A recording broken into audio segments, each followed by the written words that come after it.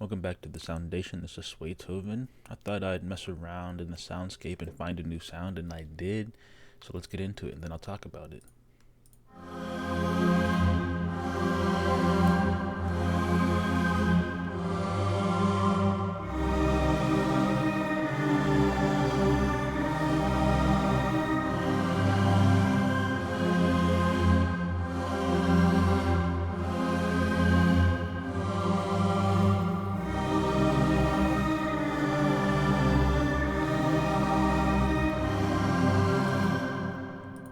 That's what it sounds like. I think it sounds super cool. I'll get into what it sounds like without the effects in a bit and without the filters.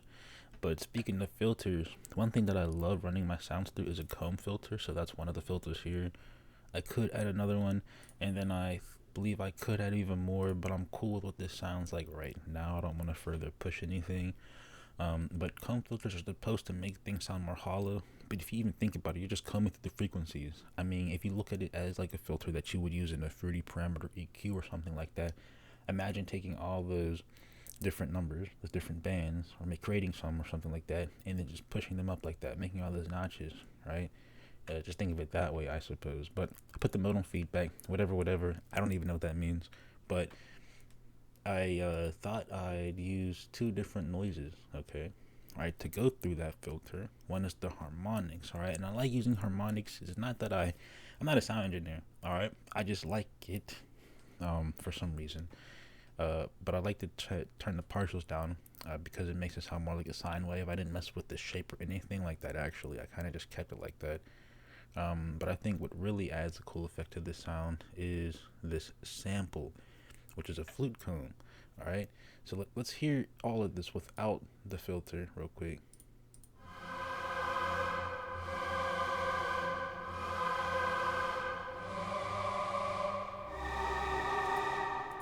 And then let's put the filter on because that's crazy how different that sounds.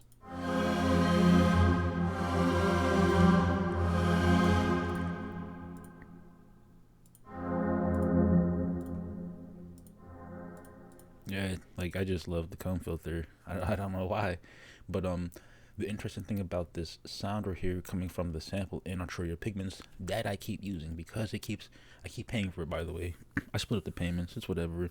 I remember doing it like in 2022, and I really wasn't paying for it, but I might as well make use of it. One thing that a lot of YouTube producers tell you to do or like suggest you to do when you try to make like dark vibey type beats is run your stuff through Portal, which is a granulizer. I think Fruity Loops has one.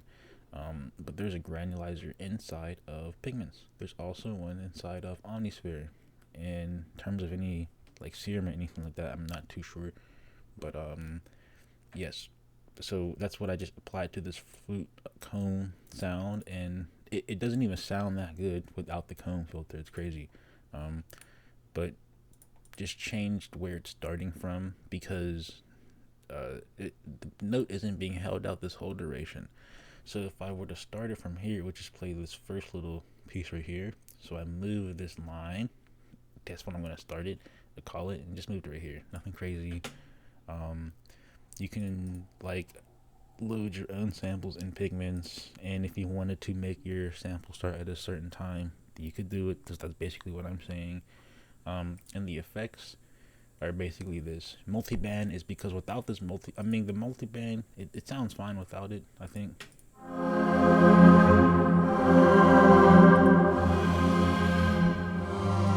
It sounds better with it because you had all that. It just sounds much like louder, like without it. And then there's some certain like sounds I wanted to really like get. So let's hear it again.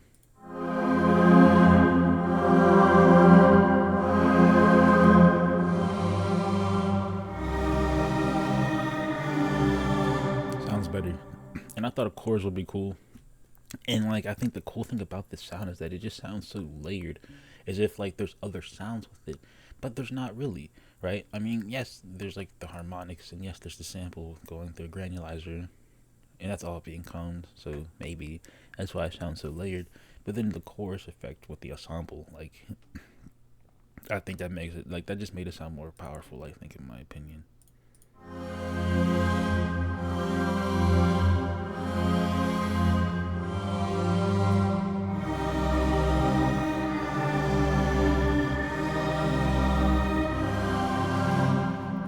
did change the effects. I know it might be sometimes hard to like see it or hear it on like just without like actually being right there. And also, I'm not editing this video, so you can't see when I changed it. But I mean, you really could see it if you just saw the thing click on and turn from gray to blue. You know what I'm saying?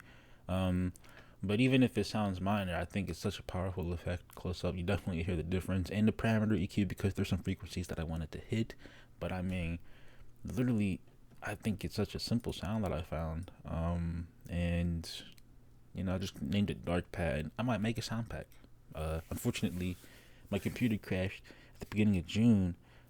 So I guess these sounds don't actually save, to be honest.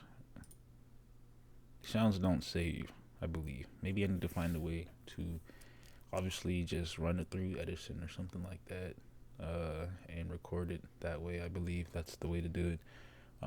But yeah, I think it sounds dope. Probably gonna make like what is a loop, a sample, to make a whole beat out of this. What are you talking about? This is the start of something new. But anyway, yeah, that's all.